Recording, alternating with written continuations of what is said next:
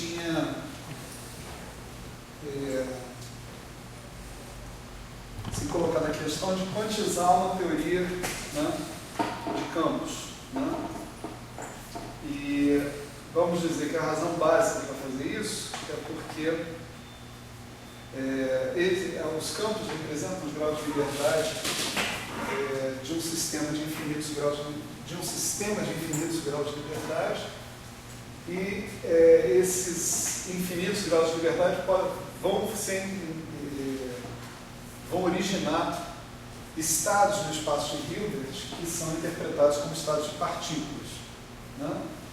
Eu acho que isso eu não cheguei a falar, né, na aula passada. Essa é uma longa história, vamos dizer assim, né? Não dá para a gente tratar essa história rapidamente, né? Para maiores detalhes, fazer um curso de métodos teóricos para física de altas energias, que vai acontecer no primeiro semestre do ano que vem, né? Aliás, que sempre acontece nos primeiros semestres de todos os anos, enquanto pelo menos eu estiver vivo. Não sei. É uma condição necessária. É uma condição necessária. Então, porque tem cursos que você pode garantir que vão acontecer mesmo que você não esteja vivo. Por exemplo, eletro, quântica, mecânica estatística, esses cursos vão acontecer. Mas esse curso de métodos teóricos para física de altas energias, tem eu e tem o Álvaro, que é lá do Cefet, que somos as duas pessoas que temos esse curso até hoje. Eu acho que se nós dois morrermos, eu tenho a impressão que o curso morre também. Mas, enfim, maiores detalhes nesse outro curso, né? A gente viu, o que na verdade nos motivou foi o seguinte: a gente viu que a matriz S, ou seja, a amplitude de probabilidade de você transitar através da dinâmica de uma dada situação num tempo muito anterior a uma colisão para uma outra situação num tempo muito posterior a uma colisão, a matriz S ela é escrita em termos de quantidades que são chamadas funções de Green, né? Então, isso não foi provado de forma nenhuma, isso foi apenas dito, né? Como eu disse na primeira aula, né, desse curso, tem um monte de pré-requisitos implícitos nesse curso de interações fundamentais. Mas como a gente não colocou esses pré-requisitos explícitos, né, então a gente tenta quebrar o galho mais ou menos. Mas esse curso não é um curso de teoria quântica de campos. Ele pressupõe, né, que você já tenha uma noção de teoria quântica de campos. Então, tudo que eu estou fazendo aqui em relação à teoria quântica de campos é uma aproximação, uma abordagem que é para todo mundo saber do que está falando, né, essencialmente, mas não é necessariamente uma abordagem exaustiva, né? Então, a gente imaginou um processo onde você tinha N partículas no seu estado inicial. Isso aqui simboliza a interação, né, que essas N partículas escapam, viram N partículas, não necessariamente N igual a N, né? E isso é o seu estado final. Suponha que você controle os momentos, as energias, os spins, né, as polarizações, as helicidades de todas essas N partículas. Então você sabe muito bem qual é esse estado, e esse estado consiste em N partículas não interagentes num tempo muito anterior ao tempo típico da colisão, né? A pergunta básica, né, da física de partículas é qual a probabilidade de, dada essa situação, N partículas livres, onde você sabe tudo sobre cada uma delas, tudo que é possível saber, interagirem e resultarem em N partículas com números quânticos igualmente bem definidos, né?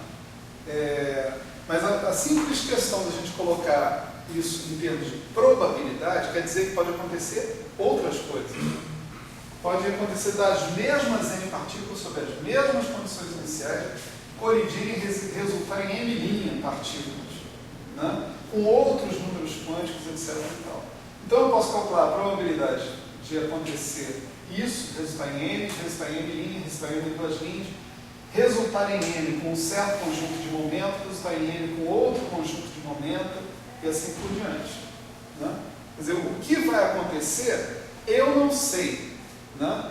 Essa é a coisa básica da teoria quântica, né? Não é nem da teoria de campos, é da teoria quântica. O que vai acontecer se acontecer um processo desse, eu não sei, mas eu sei calcular a probabilidade. Essa aqui é a história. A probabilidade é dada, a amplitude de probabilidade, pelo menos, é dada por um certo elemento de matriz, né?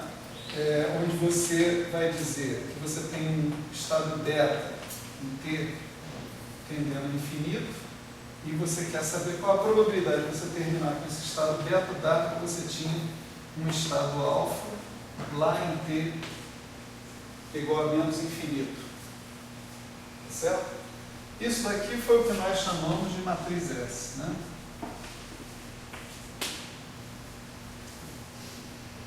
Então, se você sabe calcular isso, você sabe prever quanto vai dar, né? Quanto você vai medir em cada detetor que você posicionar ali na saída do teu experimento de espalhamento, né?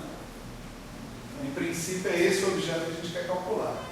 E o que foi dito, absolutamente sem prova nenhuma, né? É que esse S beta alfa, ele é proporcional, né? A menos de constantes e operações, na verdade, né? A menos de algumas constantes e algumas operações, ele é proporcional a um elemento de matriz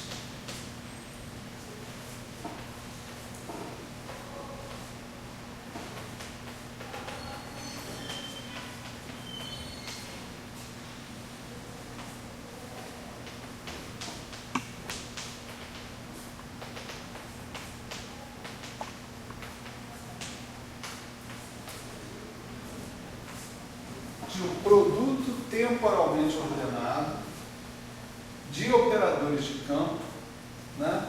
E aqui eu não escrevo, mas explico o que quer dizer cada uma dessas coisas, né? Cada partícula dessas aqui, ela está associada a um determinado campo, tá?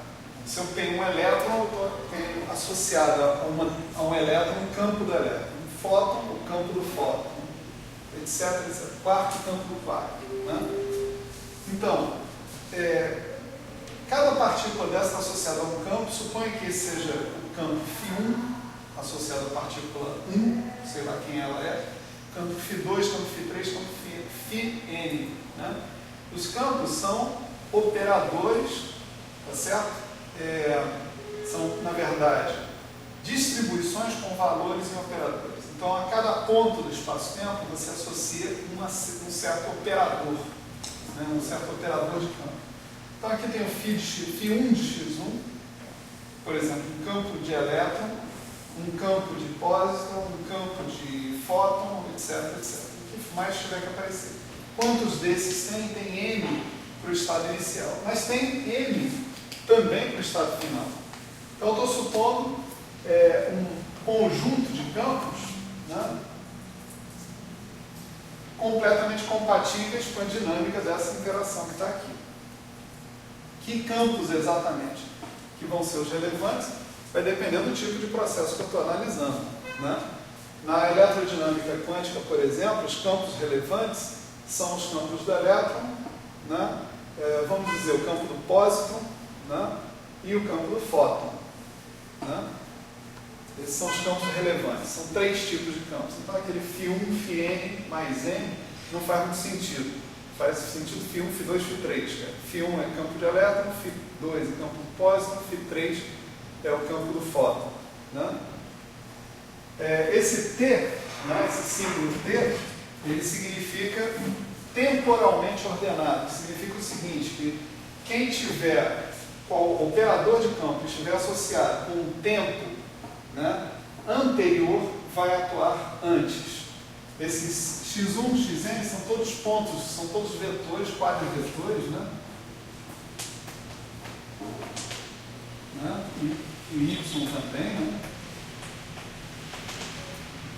São todos eles quadrivetores. Então, desses quadrivetores, você extrai a componente zero, né?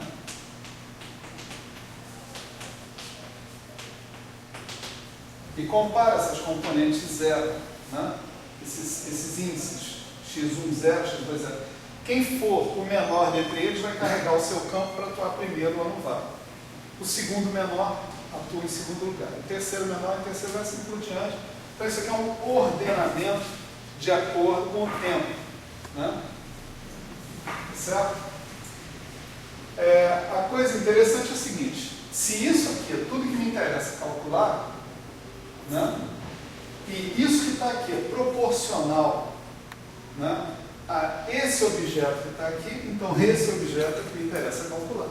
Tá certo? Quando eu digo proporcional, essa proporcionalidade é através de constantes, ok, constantes calculáveis, e através também de algumas operações. As operações, não vem ao caso a gente falar sobre elas aqui, né? Mas são operações simples, que não introduzem nenhum tipo de dificuldade. Né? A dificuldade mesmo é calcular aqueles objetos que estão lá.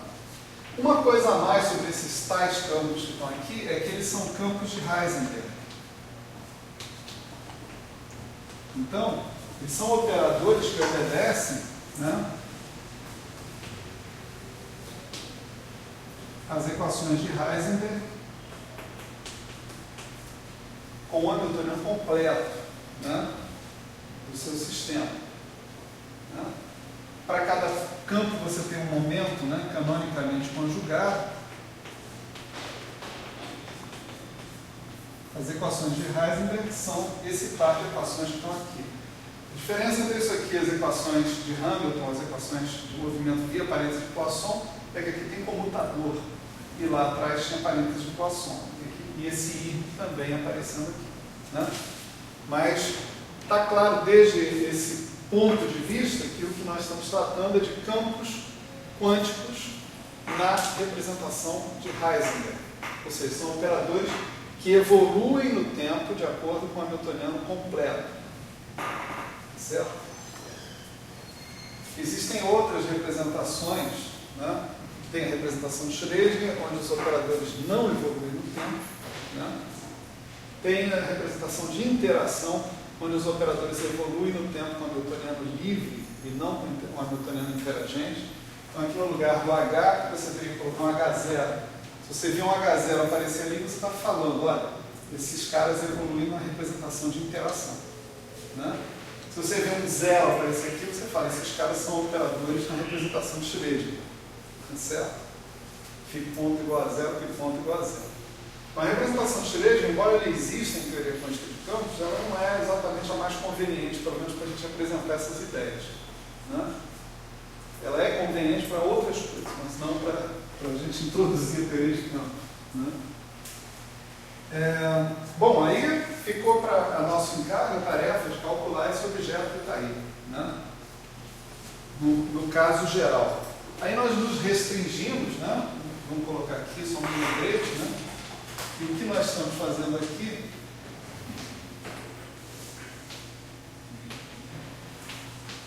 é particular para o campo escalar, certo? Quer dizer, não estamos considerando campos diferentes do campo escalar. Então, todas as partículas que comparecem nesse processo de interação que está aqui, né, são em princípio partículas escalares, né? Bóson de Higgs. Certo? É o único exemplo de partícula escalar que existe. Certo? Exemplo físico. Né? Bom, quando eu falo de exemplo físico, eu quero dizer uma partícula elementar, uma partícula que você não tenha achado ela como composta de mais nada. Né?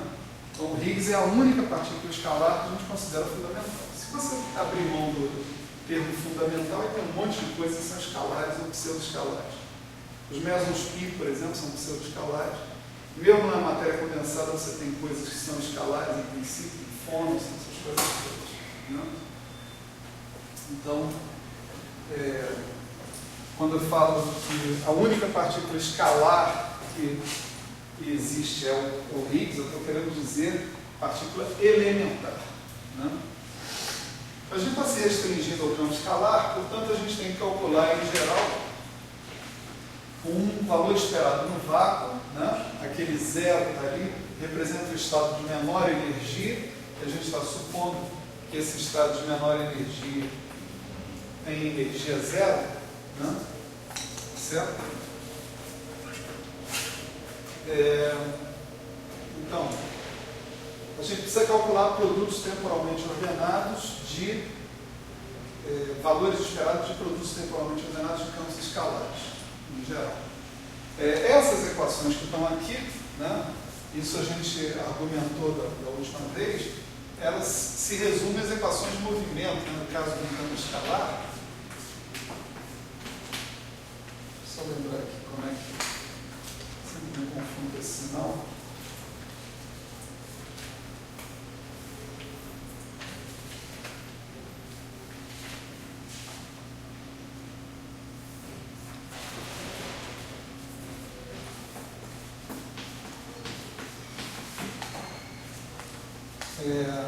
Esses campos satisfazem essas equações que estão aí, agora cuidado, né? Porque elas não são equações diferenciais normais, elas são equações diferenciais sim, mas para operadores. O cara que entra aqui é um operador. E essa é uma das razões dos problemas, entre aspas, das teorias quânticas de campo. Porque nas equações que definem esses operadores, né, como operadores na representação de Heisenberg, você tem a presença de termos não lineares.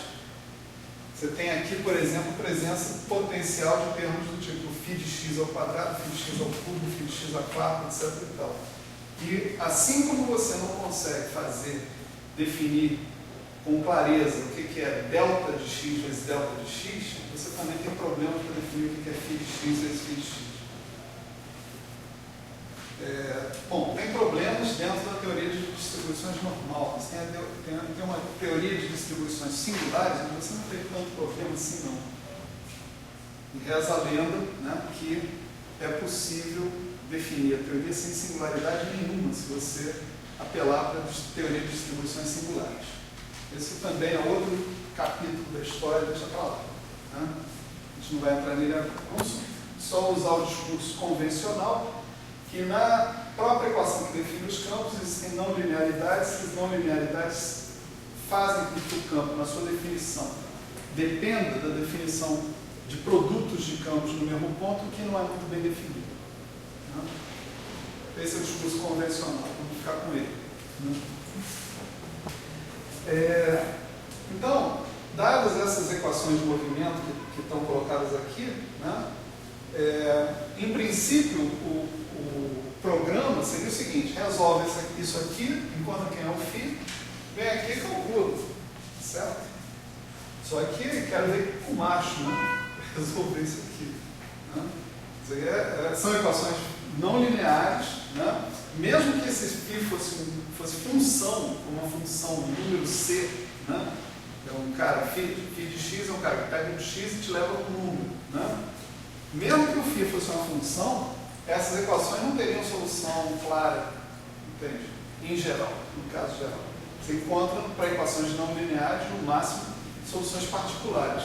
Mas encontrar a solução geral da equação não linear é a tarefa acima da capacidade de qualquer um, nesse momento, pelo menos. Né? Então, mesmo que fossem funções, seria difícil, não sendo função, mais difícil ainda. Né? Realmente mais difícil ainda.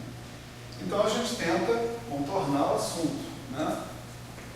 A melhor maneira de contornar qualquer assunto em física é a teoria de perturbações. É você dizer, olha, deixa eu ver o que é o mais importante, eu vou assumir o mais importante primeiro e depois eu vou ligando aos poucos o que é perturbação, o que é menos importante. Né? Então, o que é mais importante você chama de zero, né? De ordem zero, e supõe-se que você sabe resolver exatamente o problema quando, por exemplo, se o hamiltoniano H for igual ao hamiltoniano H0. Né? Se o seu hamiltoniano H for igual ao hamiltoniano H0, deixa eu escrever para vocês quem é o H0 aqui. Né? O H0 vai ser integral dx de π ao quadrado mais 1 meio, né? Mais gradiente ao quadrado mais M2, né? Esse é o nosso Hamiltoniano H0. Então, se você substituir isso aqui ali, lembrando que as relações de comutação entre campos e momenta canonicamente conjugados a esses campos, né? O φ de x é o φ ponto de x, né? São dadas por I delta de x menos y. Né? Então, se você usar esse Newtoniano H0 com essas relações de comutação nas equações de Heisenberg, o que você termina obtendo é a equação de Klein-Gordon. Vamos chamar para um campo livre, φ0, né? Então você pode imaginar que o teu campo φ0, né, satisfaz essas equações com essa condição de contorno, se a gente for pensar assim. A condição de contorno é, ele tem que satisfazer relações de comutação canônicas com a derivada temporal dele. Deixa eu só escrever para você, a gente vai usar ainda hoje, né, qual é a solução desse problema. Né? A solução desse problema é a seguinte.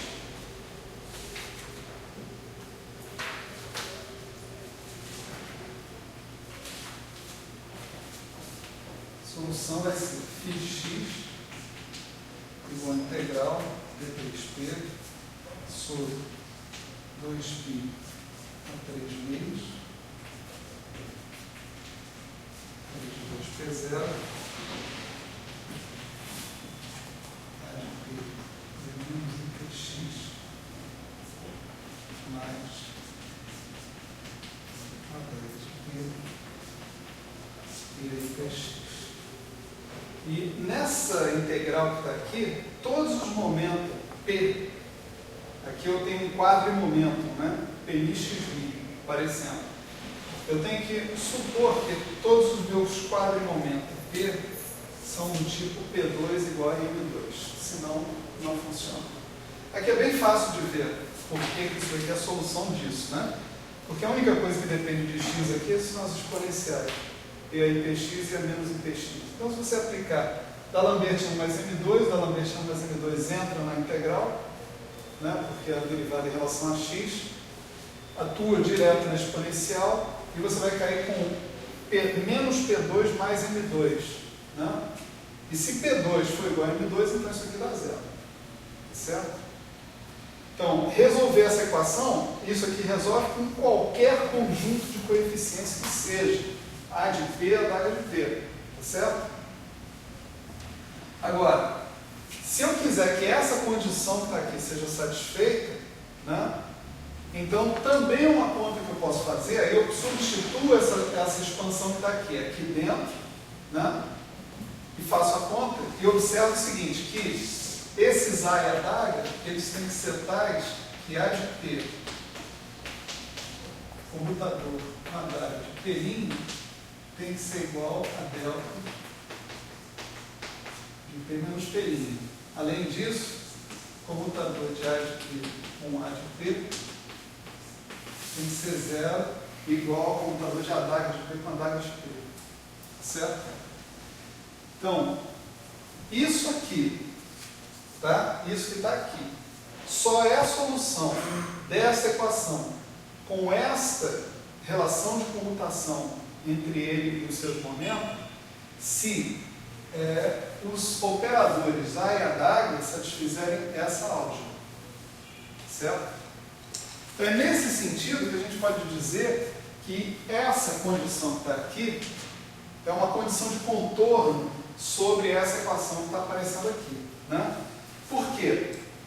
Na ausência dessa condição, isso aqui, qualquer coisa com quaisquer operadores A e a da satisfaz essa condição aí.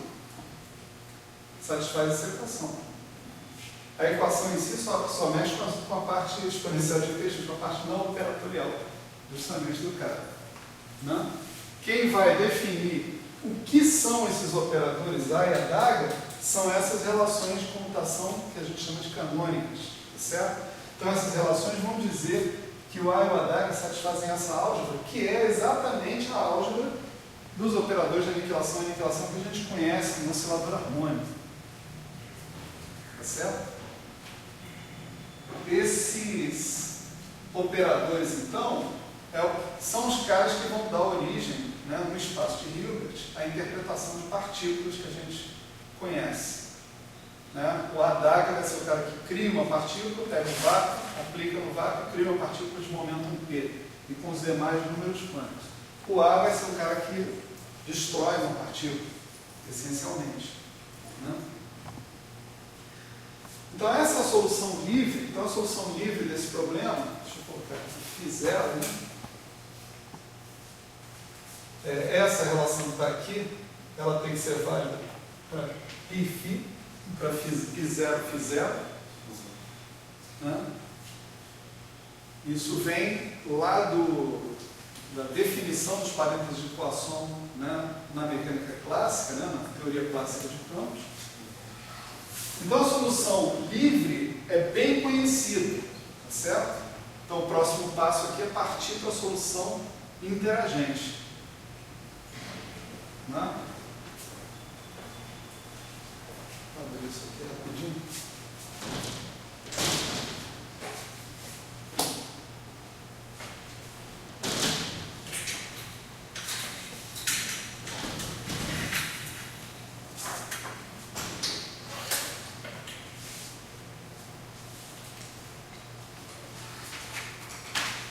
A solução interagente a gente aborda via teoria de perturbações. Tem muitas maneiras de definir a teoria de perturbações a partir daí.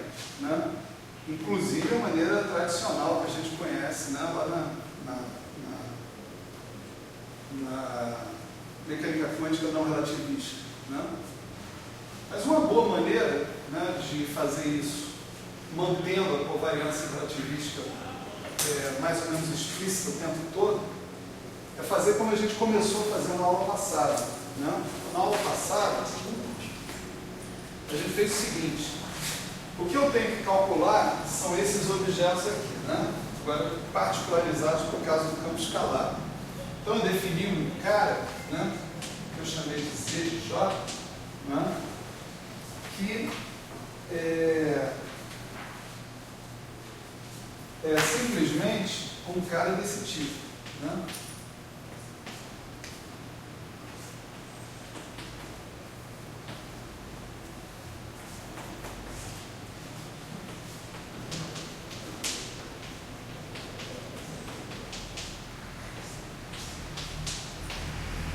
Onde φ é o nosso campo de Heisenberg, tá certo? É o nosso operador de campo que satisfaz as equações completas, né, de Heisenberg completas. J é um número, é uma função numérica, certo? J é uma função numérica, não é um operador. Então ele pode andar para dentro e para fora de valores esperados, sem o menor problema. Né? E T é o tal do ordenamento temporal que a gente tinha colocado aqui antes. Né? Então, esse objeto que está aí, a gente foi capaz de mostrar, né, usando a expansão disso aqui, né, tá certo? Que era capaz de gerar as funções de bem do nosso problema através do seguinte algoritmo, né?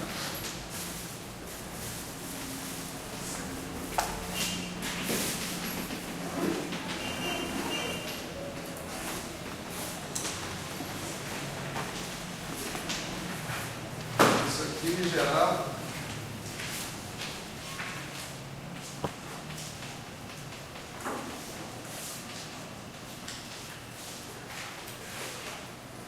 certo? Esse cara que está aqui, que foi um cara que eu batizei de GM, de X1, X1, certo? Isso foi o que a gente viu na aula passada, né? Quer dizer, a gente viu que se a gente conseguisse saber alguma coisa sobre esse Z de J, sobre esse funcional do J, que ele depende de todos os valores da função, né? Então eu teria informação também sobre aqueles objetos que estão ali, que são os objetos dos quais eu necessito para descrever um processo de espalhamento genérico. Tá certo? Bom, e que tipo de informação eu posso obter para o Z de J? Legal, posso obter uma equação diferencial funcional que esse cara satisfaz, né?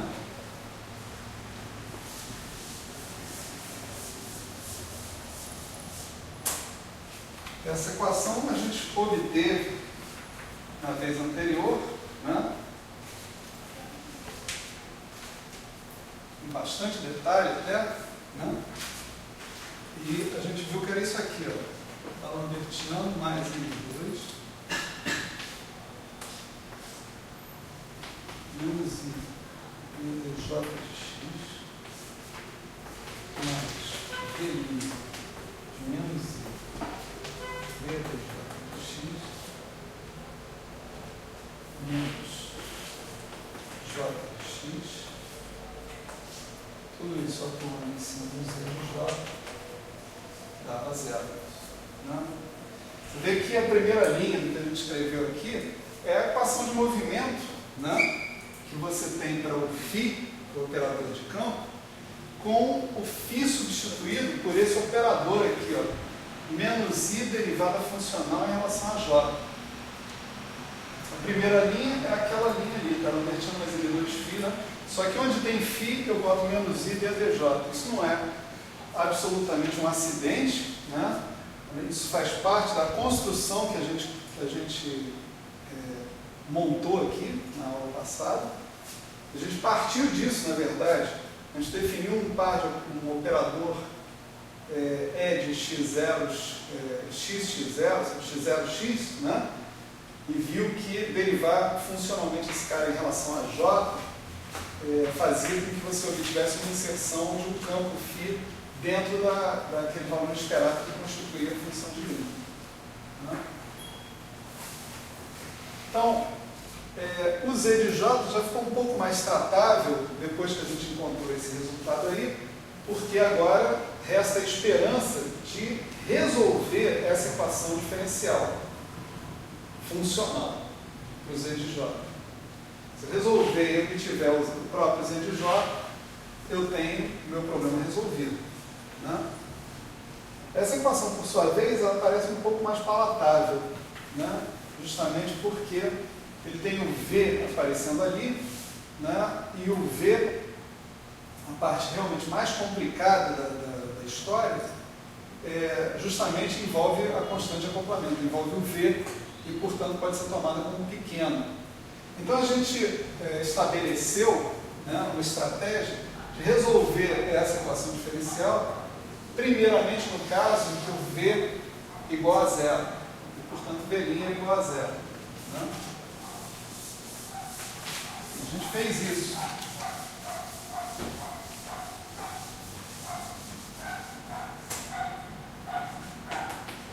O V igual a zero, a equação diferencial funcional que a gente tinha era a seguinte: a gente tinha um certo k de xy, integral em dy, d4y de k de xy, menos I dj de y aplicado em Z, dando J de x Z de J. Né?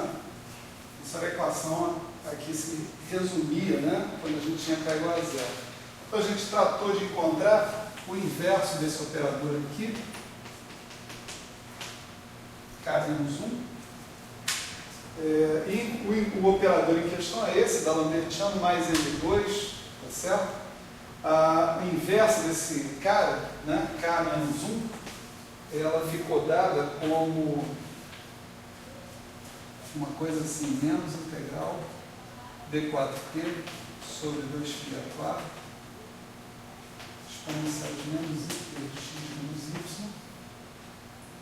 sobre P2 menos N2. E aqui nós adicionamos por nossa conta e risco objeto aqui, mais IY. Até aqui, né, se eu aplicar o K nesse K menos 1, trivialmente isso aqui vira a delta. Né? Mas o problema é que eu tenho um polo em P2 igual a M2 e eu tenho que dar uma prescrição de como eu contorno esse polo para poder definir essa integral. Eu tenho várias prescrições possíveis. Eu posso usar mais Y, posso usar menos Y, e eu termino com uma coisa completamente diferente se eu usar menos Y. Eu posso usar um epsilon com uma parte real, uma parte imaginária, e eu termino numa outra diferente ainda. Né? Então tem várias coisas distintas que podem ser feitas aí. Por que explicitamente fazer com mais Y? A gente vai ver daqui a pouco. Né? Mas o fato é que se eu multiplicar essa equação por K menos 1, é claro que o K menos 1 foi feito para matar esse K que está aqui. Né? Então eu vou ter uma equação assim, menos I d dj de x, z de j, igual a integral. Então vou passar esse I para cá também. E integral de K menos 1 de xy, j de y. E o z não tem nada a ver com isso, essa integral, porque o z não depende de nenhum ponto, o z é um número, né? Pode ficar de fora do K. Então eu tenho uma equação, se eu pegar esse z e passar para cá, né? Eu tenho a seguinte equação, derivada em relação a j de x no logaritmo do z de j, né? É igual a uma certa função de j. Um funcional de J, perdão. Né?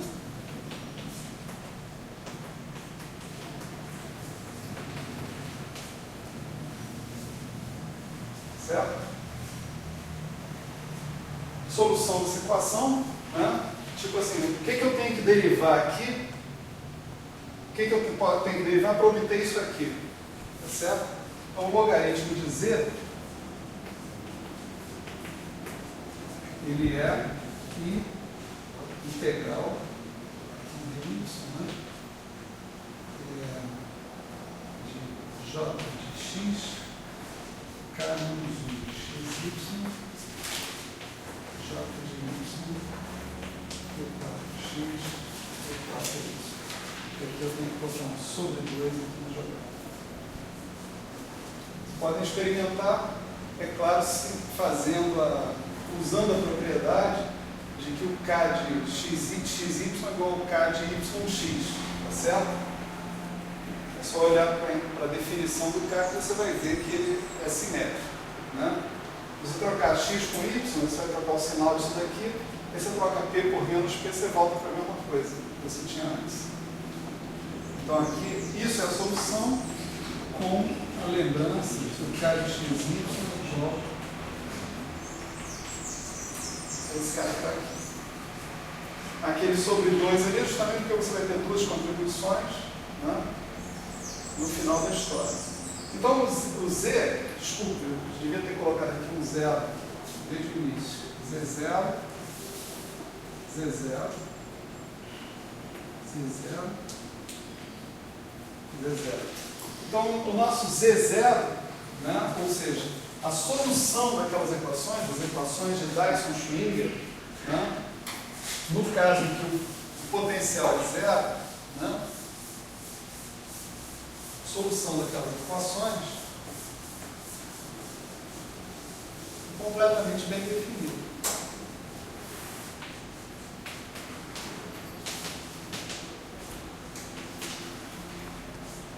Aqui você poderia colocar uma constante de normalização, mas essa constante de normalização é automaticamente 1, já vou dizer por quê. Né? E se eu substituir o K menos 1 por delta, menos delta, né?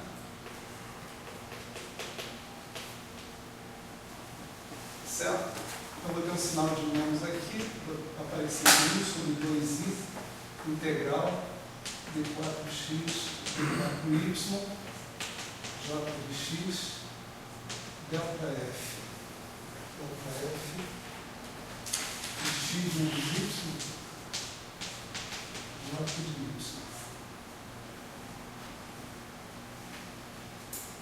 Então essa é a solução da ausência de um potencial. Né? E agora vamos ver por que eu tenho que ter mais e epsilon dentro dessa história. Certo? O fato é que fica como exercício para vocês, que é realmente uma conta simples nessa altura do campeonato. Se você pegar e fizer essa conta aqui, menos i ao quadrado de 2i 0 de j, de j de x, dj de y, no final fizer isso igual a zero, certo? O que vocês vão encontrar é, essencialmente,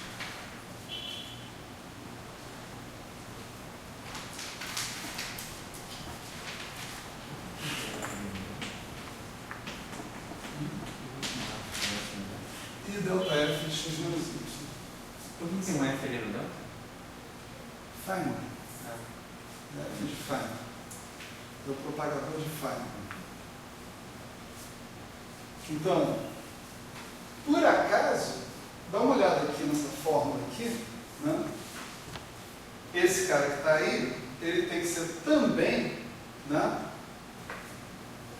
o valor esperado no vácuo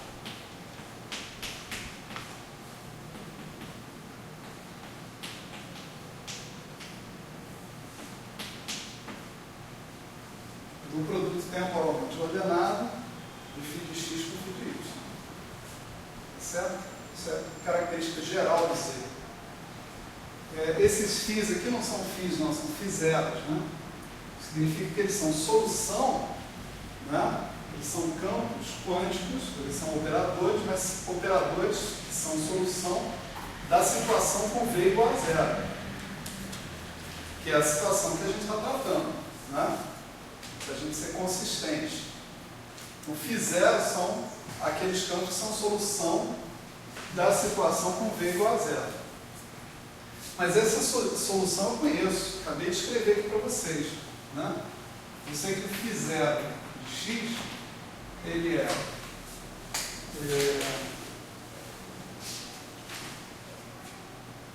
1 sobre 2π 3 meios, né?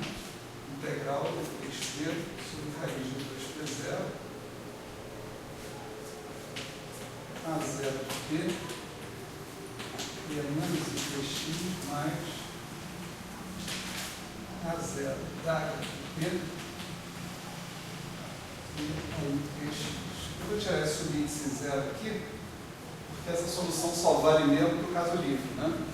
Então, não preciso pensar em mais do que operadores desse tipo com índice zero automaticamente. E esses caras satisfazem a álgebra dos operadores de criação e aniquilação. Então eu sei o que acontece quando eu atuo com eles no vácuo. Né? Quando eu atuo com A no vácuo, ele dá zero. Né? Quando eu atuo com a adaga no vácuo, ele me dá o estado de uma partícula. Né? Se eu atuar com a adaga de P, eu obtenho o estado de duas partículas. Uma de momento P e outra de momento P'. Né?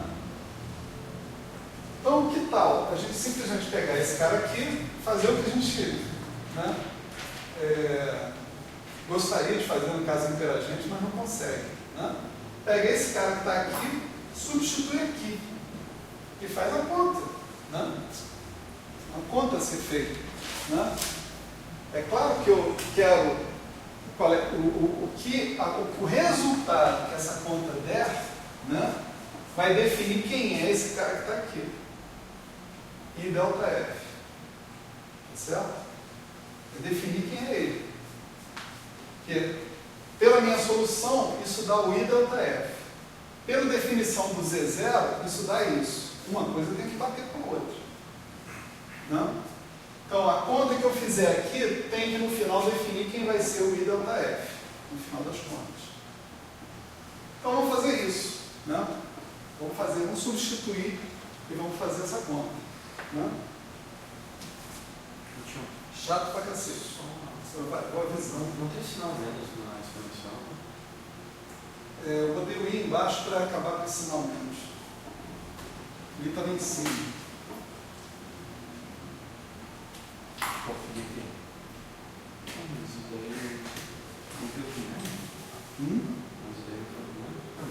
cima e embaixo, agora fica menos. Não, aqui o K é menos ΔF. A definição do K é menos ΔF. É. Eu fiz as coisas todas com o K justamente para a gente não se confundir com essa coisa do sinal. Depois eu vou ter o sinal, né, explícito ali. Então, como eu dizia, isso aí é uma conta chata pra cacete. Né? Então, vamos usar a definição do T, né? Isso aqui é um θ de x0 menos y0 φ0 de x, φ0 de y, mais θ de y0 menos x0, φ0 de y, φ0 de x. Todo mundo concorda? Esse θ é a função stack, né? Então ele é 0, se o x0 for menor que o y0, ele é 1, se o x0 for maior que o y0. Né?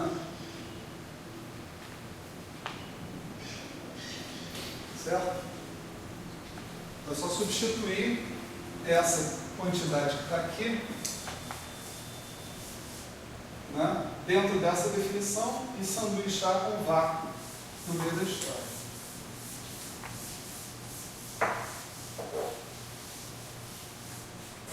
Então, o que a gente obtém? Vamos chamar o objeto que a gente está querendo calcular, esse objeto que está aqui, de G2 de xy. Certo? Nesse caso é o G2,0, né, de xy, que eu estou falando da situação livre, não da interagente. Né? Então, isso aqui vai me dar o seguinte, vai me dar. Vai dar θ x0 menos y0, 0, x0 de x, x0 de y, 0, mais θ y0 menos x0, 0, x0 de y, x0 de x, 0. Substituindo os caras lá, né? Eu tenho que lembrar que eu tenho dois campos, cada campo é um integral em D3P, então eu vou ter que botar rótulos na D3P' para diferenciar uma integral da outra. Ou seja, para conseguir os termos cruzados também. Né? Então isso aqui fica θ de x0 menos y0, integral D3P'.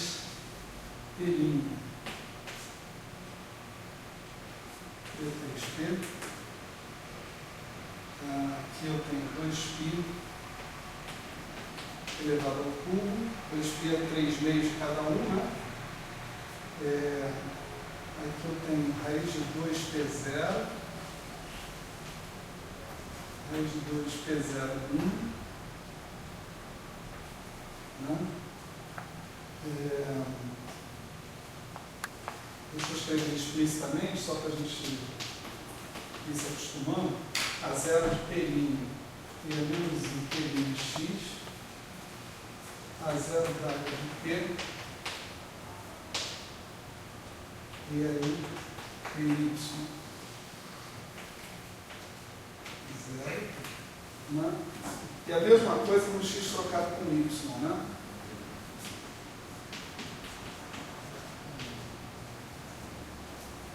Vindo em seguida.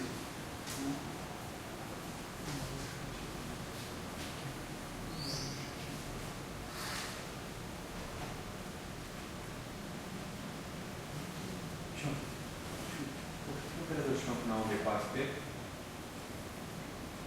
Você não tem direito de perguntar. Eu não tenho direito, não me deu branco, por isso eu perguntei primeiro para ele.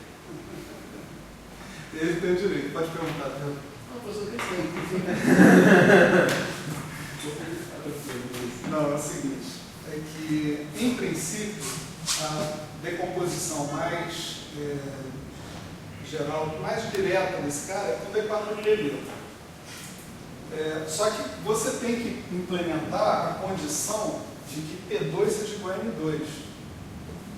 Então, você poderia escrever integral d de 4P, delta de P2 menos M2 e o resto, né? Vamos chamar o resto de f de p. Assim, você abre a delta naquela... Quando você... isso aqui você pode escolher uma das integrais para fazer, escolha de P0 para fazer, você vai ficar D3P, dP0, e isso daqui você pode escrever como P0 menos raiz quadrada de P2 mais M2. Né? Isso, é claro que vem um jacobiano dessa mudança integral. Você tinha P02 lá, você está transformando uma delta de P0, você vai ter o seu jacobiano, que é esse raiz de 2P0 aqui. Tá certo? Então, quando você usar a delta para matar a integral em dP0, você termina com D3P sobre raiz de 2P0. Né? Você faltou essa aula. Acho que sim. A segunda parte do curso, infelizmente, eu perdi quase tudo, né? Vacilou. Não, sempre a gente pode. Não, vacilou. Vacilei. Você já estava saudável de novo. Poderia ter vindo. Nessa parte aí. Não estava, não. Nessa parte você estava, que estudei a semana antepassada. Então tá. Então, já era. Então, D3P sobre raiz de 2P0, né, é uma coisa equivalente a você ter. Na verdade, é D3P sobre 2P0, na sobre raiz. Mas você tem uma liberdade para definir essas funções que estão aparecendo aqui, a menos de uma constante, você escolhe botar uma raiz de P0 na frente, por outras razões que não é. De fato, não faz a menor diferença o que vai aparecer ali. Apenas o que vai aparecer ali vai influenciar nas relações de comutação do A e do Haddad.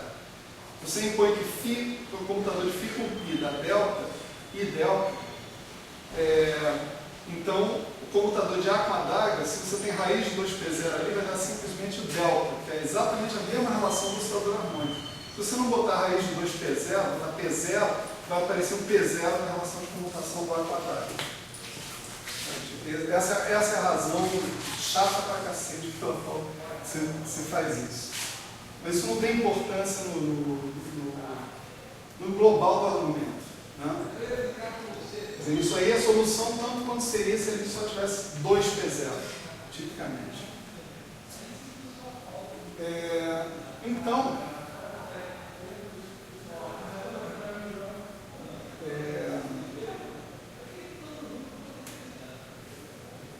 só fazer essa conta aqui. Então, o A0 DAGA, atuando no zero, vai me dar o estado de uma partícula. O A0 atuando no zero desse lado, né, me dá também o estado de uma partícula, só que esse com o momento P', esse com o momento P. Tá certo? Quando você terminar de fechar, porque aí sobraram as exponenciais, que não tem nada a ver com o assunto, né, são números, né? Quando você fechar um estado de momento P com o estado de momento P', a normalização delta de P menos P' é usada, tá certo? E você calculou esse valor esperado. Vai sobrar uma integral normal para você calcular aí. Né? Então, usando isso, você simplesmente, com a delta, você mata uma dessas integrais, tá certo? Você escolhe matar de 3P', por exemplo, o resultado aqui vai ser θ de x0 menos y0 integral de 3P sobre 2P ao cubo 2P0 exponencial de menos I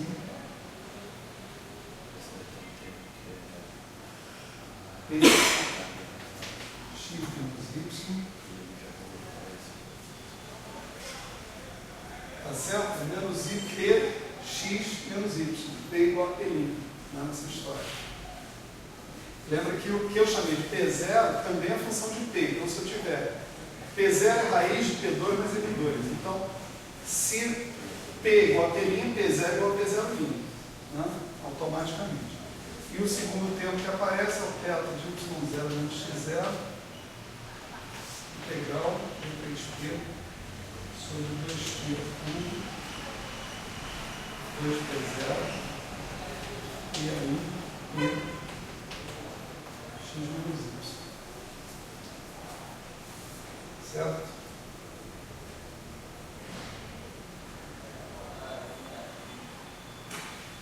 Bom, para a gente evoluir aqui nessa conta, né? Olha onde é que a gente quer chegar, né? A gente quer chegar em alguma coisa com essa cara aqui, né? Justamente para verificar se eu tenho que tomar essa prescrição mais IEPSILON, menos IEPSILON, como é que é. Esse caminho que eu estou tomando aqui, de fazer essa conta, é um caminho univocamente definido, tá certo? Se eu tenho essa solução das equações de movimento, o caminho que eu estou tomando aqui é univocamente definido, né? Se eu tiver alguma ambiguidade ali, eu tenho uma ambiguidade dentro de uma constante global, tá certo? Dentro do problema todo.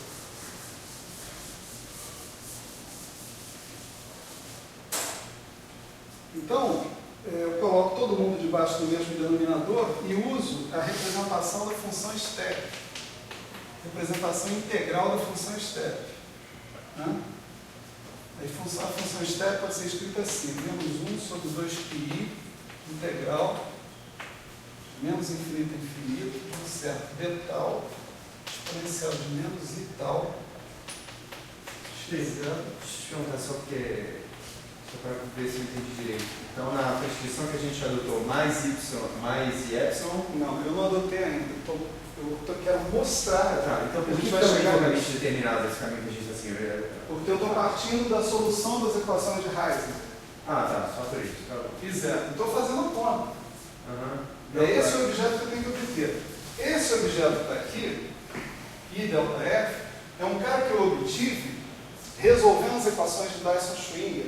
E eu não tenho nenhum critério, apenas dentro do contexto das equações de Dyson-Schwinger, para dizer que tipo de contorno do polo que eu tenho que pôr aqui. Certo. Então, já que eu não tenho nenhum critério, eu vou apelar para o que o cara tem que ser. O cara tem que ser isso aqui, né?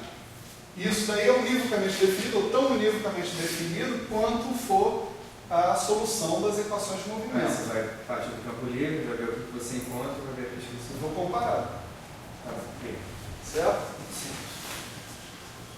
Desculpa. Bom, então se eu colocar isso aqui, ó, d tal, tarará, tarará, né, você vê que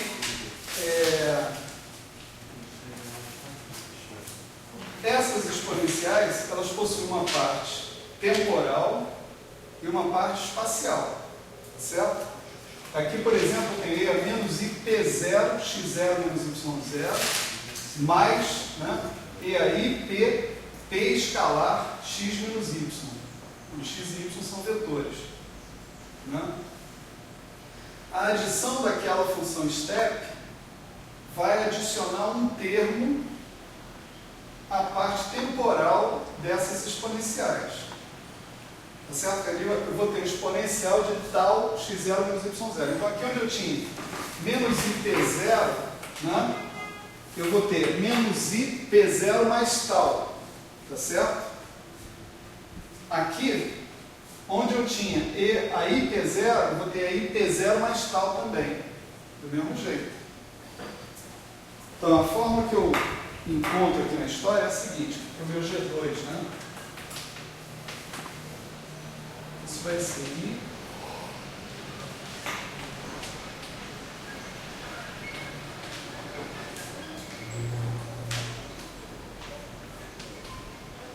Eu vejo que tem 2π3 lá, mas esse 2π da função step dá um 2π a quarta, né?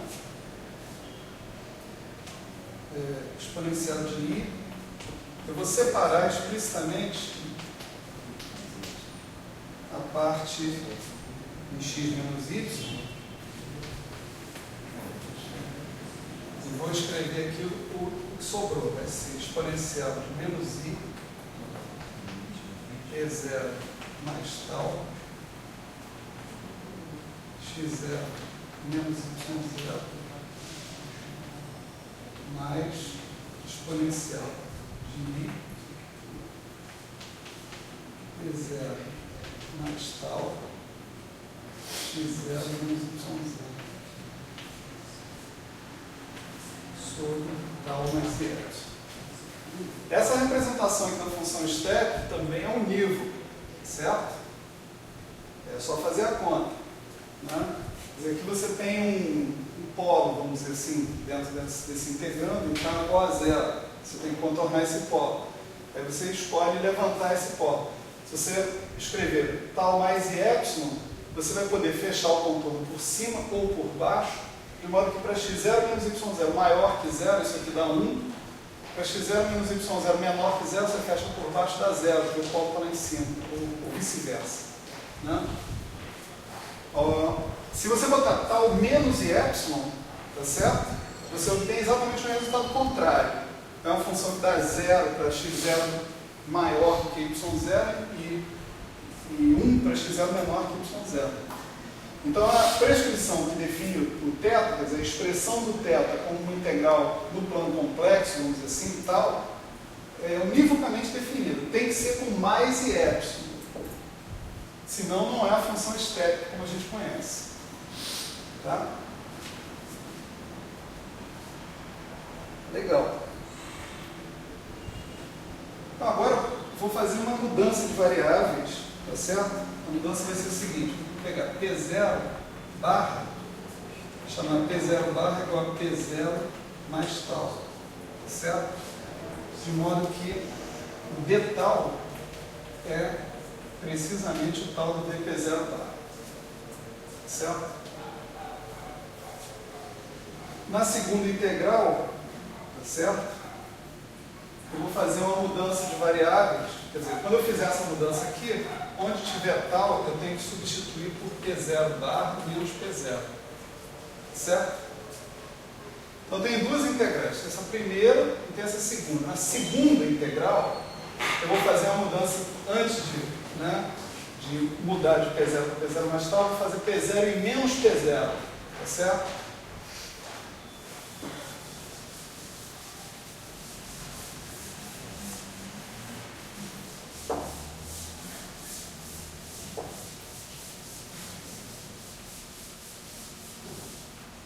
O resultado vai ser isso aqui.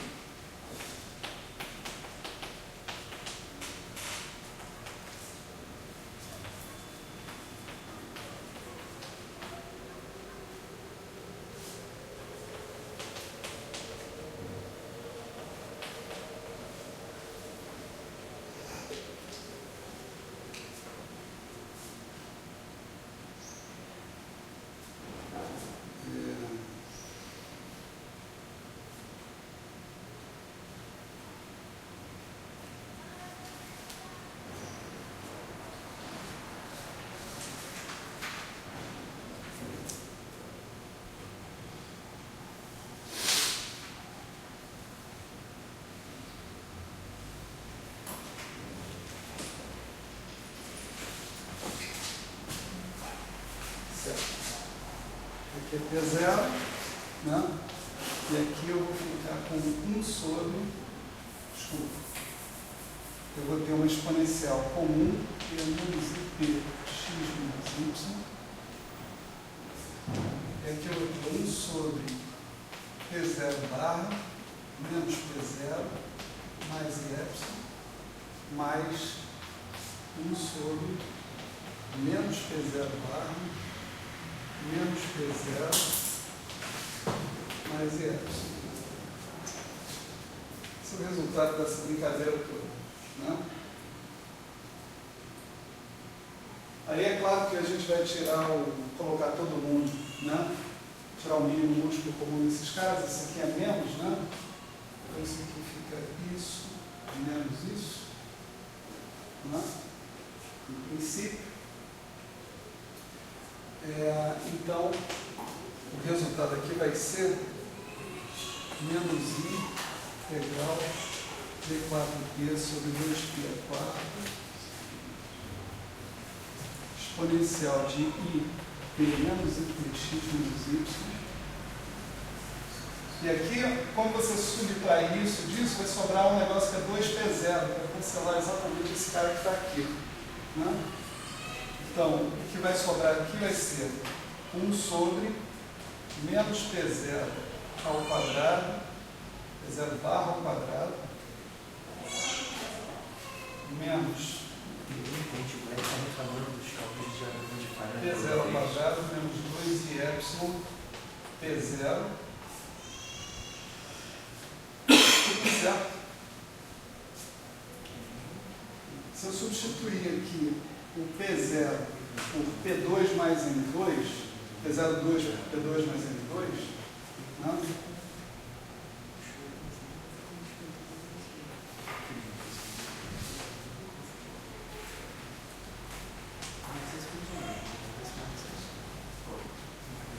Eu esqueci que o P0 está sendo. P0 parece uma variável independente, mas não é, né? O P02 sempre foi P2 mais N2, né? Nessa história. Então, se a gente colocar isso dessa maneira, desculpa, aqui é D3P, DP0 bar, né? Eu vou poder identificar P0 bar como a quarta componente no quadro vetor. Né? Isso daqui vai virar pura e simplesmente I integral D4P sobre 2P a quarto exponencial de menos I Px menos Y, e aqui o que vai sobrar é simplesmente P2 menos N2 mais Y. Observa aqui o seguinte, que nessa mudança de variável que a gente fez aqui, né? Se o P02, né? Desculpa, se o P0 era a raiz quadrada de P2 mais N2, o P barra 0 não tem nenhum compromisso com isso. Tá certo? O P barra 0 está off-shell, como se diz. Né? P barra 0 é uma função indeterminada de P, porque tem um tal aqui que é uma variável independente no meio da história. O tal já sumiu da história. Então, o P barra 0 não tem nenhum compromisso com ser igual a raiz de P2 mais N2. E o P0, sim, foi o cara que a gente colocou lá. Então, nessa integral agora, que está aparecendo aqui, daqui para cá, que apareceu daqui para cá, a integração sobre P0 aqui, que na verdade é sobre P0 barra, né, é completamente independente da integração sobre P1, P2, P3. Graças a essa mudança de variáveis que a gente tinha feito aqui atrás. Certo? Então eu tenho 4 números, P0, P1, P2, P3, que são completamente arbitrários. Então, esse cara aqui pode ser igual a N2 ou pode não ser igual a N2. De modo que esse denominador aqui não é necessariamente sempre singular. Ele pode ser singular, mas na maior parte das vezes não vai ser. Certo? Então, quando você tem uma situação dessas, onde o momento, né, que está aparecendo dentro de uma certa integral não está condicionado a ser igual, o quadrado dele ser igual à massa, você diz que você está numa situação off-shell, fora da camada de massa. Né? Esse é o termo, jargão, da história. Aí a gente está no shell. Off-shell. Não, peraí, mas aí o P0 barra está sendo P0. Não, P0 barra foi o que eu expliquei. Não, o ele P0 é total. O P0 é a raiz de P2 mais N2. Tudo bem. Mas o P0 barra não. Não é, tudo bem. Mas P0 aí... barra pode ser qualquer coisa, pode ser de menos infinito a mais infinito. Tá certo? Certo, mas aí lá embaixo, na última integral. Então, na última integral que tem. Na última integral eu já coloquei que é o P2 mais N2. O P02. Sim, agora vamos dizer o seguinte: o que eu estou chamando de D4P é D3P, DP0 barra. O que eu estou chamando de P2 é P0 barra 2 menos P2. Ah, tá, entendi. Tá certo? Tudo bem, porque eu achei que você já tá... desculpa. Mas isso aqui é uma consequência natural do que você vem fazendo aqui. Tá certo? Mas aqui cabe lembrar só isso, que enquanto que antes, né, quando a gente começou aqui atrás, ó, P0 era a raiz de P2 mais N2. Quando eu faço essa mudança de variáveis aqui para P0 barra não é obrigado a ser raiz de P2 mais N2. Ele não é obrigado a ser nenhuma função específica de P. ele pode assumir todos os valores de menos infinito a mais infinito. E não está vinculado aos valores que o P assume. Tá certo? Isso aqui é exatamente, né,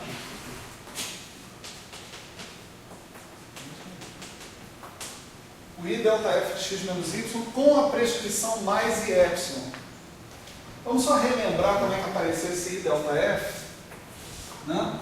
A gente pediu que o D'Alembertiano mais M2 aplicado na integral d4p, com todos os momentos independentes, exponencial de menos I px menos y, g de p, fosse igual a delta de x menos y, delta 4, né, de x menos y. Essa delta 4, por sua vez, ela é escrita como 1 sobre 2π a quarta, né, dp exponencial de menos I px menos y. Né? Você aplicava o D'Alembertiano menos M2, você tirava daqui que o g de p, né, tinha que ser 1 sobre P2 menos M2, na verdade menos 1. Né? Aí restava a maneira de controlar, né, de contornar os polos que você tem nesse caminho de integração, que a gente não sabia qual era. Agora observa bem, nós fizemos a conta desde o início, né, e chegamos à conclusão que a conta fecha em mais I epsilon. Portanto, se eu tivesse escolhido outra prescrição para contornar os polos aqui nesse I delta F x menos y, eu estaria em contradição agora com essa conta que eu acabei de fazer. Tá certo? A conta que eu fiz escolhendo, trabalhando a partir da solução das equações de Heisenberg no caso livre. Se você mudasse a representação da função step, isso não mudaria a prescrição? Para qual representação? Não sei, existisse outro, por exemplo, isso afetaria? Não, não afetaria. O problema é o seguinte: você está querendo colocar o seu resultado nessa forma. Exponencial d4p 1 sobre isso aqui. Então, essa representação da função step é conveniente para isso. Você pode usar outra, valor principal de não sei o que e tal. Você pode usar outra forma, só que você não vai conseguir comparar com isso daqui, nessa etapa. Tem várias representações da função step, só que a forma que permite que você faça a comparação é essa.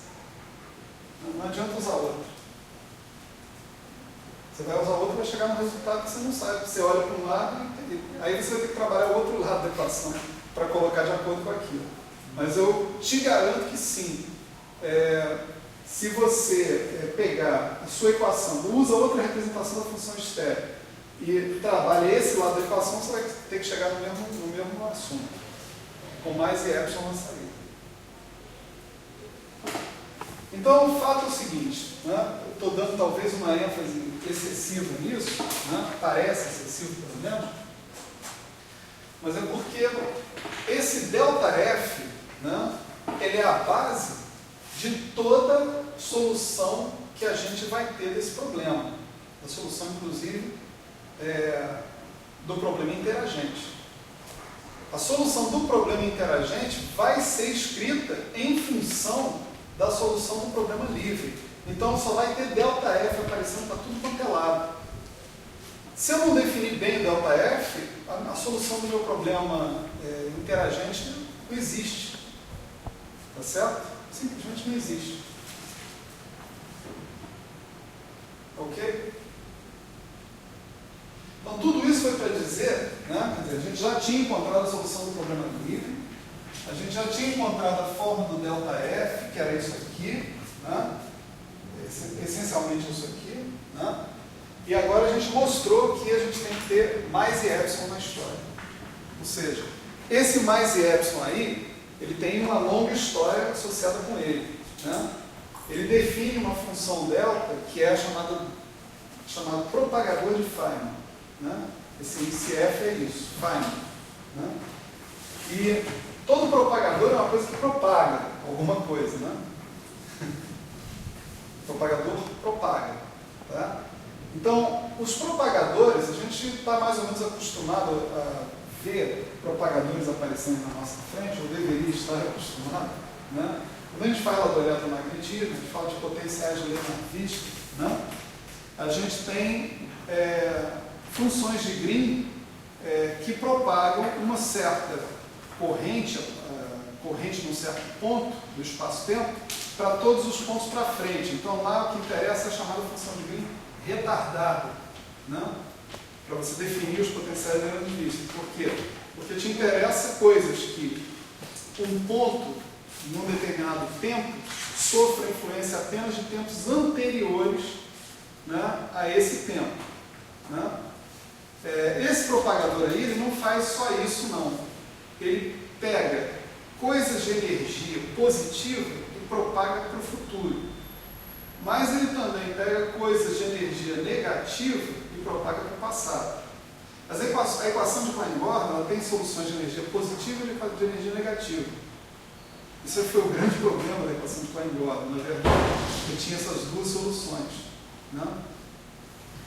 E as coisas de energia negativa, ninguém sabia muito bem o que fazer com elas, porque você tinha um problema em potencial. Você tinha energia negativa, ou tão negativa quanto você quisesse, você podia não ter estabilidade na matéria, porque você podia ter o sistema decaindo enquanto você tivesse afim que ele decaísse, né? Então, resolver problemas de energia negativa foi um custo, né? Na verdade, isso foi uma das coisas que conduziu a teoria quântica de campos. A teoria quântica de campos é a solução também do problema de energia negativa, né? Na equação de Klein-Gordon, na equação de Dirac e todas as outras. O problema é o seguinte: antes disso, você pensava, o que faz uma função como essa, como esse delta de Faraday? Ele propaga soluções de energia positiva para o futuro e soluções de energia negativa para o passado. Aí vem uma interpretação interessante, Feynman-Stuckelberg, né? Que diz o seguinte: coisas de energia negativa se propagando para trás no tempo são vistas ou são equivalentes a coisas de energia positiva de todos os números quânticos trocados se propagando para frente no tempo. Então, uma coisa de energia negativa se propagando para trás no tempo foi identificada com uma antipartícula, né? Historicamente falando, né, as antipartículas apareceram inicialmente dentro desse contexto, no contexto de que a solução da equação do Dirac envolvia você ter todos os níveis de energia negativa preenchidos, e você ia ter que dizer o que estava acontecendo com os caras de energia negativa. Como é que você via os caras de energia negativa? Você fala, não, eles se propagam para trás no tempo e eles aparecem como se estivessem se propagando para frente no tempo. Esse propagador, então dentro desse ponto de vista, né, num determinado ponto, né, você poderia ter dois tipos de influência. A influência de tudo que aconteceu antes, né, que é o que a gente faz na eletrodinâmica, essencialmente, potenciais retardados, e a influência de tudo que vai acontecer ainda, só que voltando para o passado na forma de coisas de energia negativa. Então, esse cara aqui, ele propaga soluções de energia positiva para o futuro, soluções de energia negativa